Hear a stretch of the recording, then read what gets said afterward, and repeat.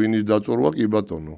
თამადა, მაგრამ ფეხბურთში არ მოსულა ეგეთი რაღაცა. ყურას კი არ ვასწავლი იმას, მაგრამ მე ჩემს ვიტყვი რა. ფეხბურთელის გაყიდვა, აი თუ მენეჯმენტს ვიტყვით რა, მენეჯმენტის შეცდომას თუ აი თუ დავაბრალე, ერთ-ერთი ბრალეულობა ეგ არის, ხო? ლოგიკურია რაღაც დონეზე რა, ლოგიკური.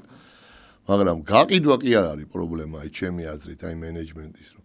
პრობლემა არის ის, რომ ვისაც ყიდი იმასთან მიახლოებული ფეხბურთელი უკვე მზად უნდა ყავდეს შენ.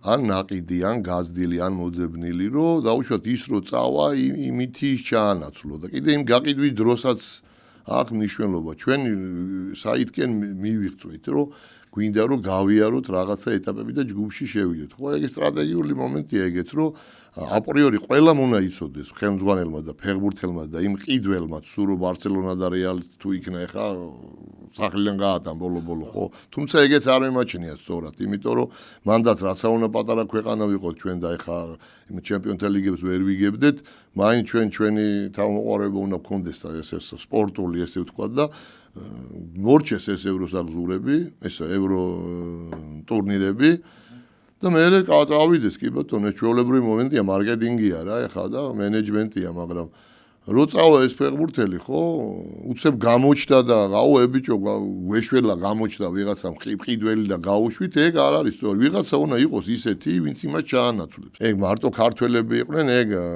ღვინის დაწორვა კი ბატონო. თამადა, მაგრამ ფეხბურთში არ მოსულა ეგეთი რაღაცა.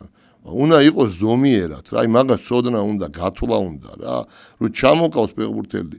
უნდა იცოდე ვინ არის, პირველ რიგში თავში რა უდევს. სრული ვიდეო ნახე Newsmakers-ის YouTube არხზე. თუ მოგეწონა ეს ვიდეო, დაალაიქე და გამოიწერე არხი, რომ არ გამოგჩეს შემდგომი საინტერესო სიახლეები.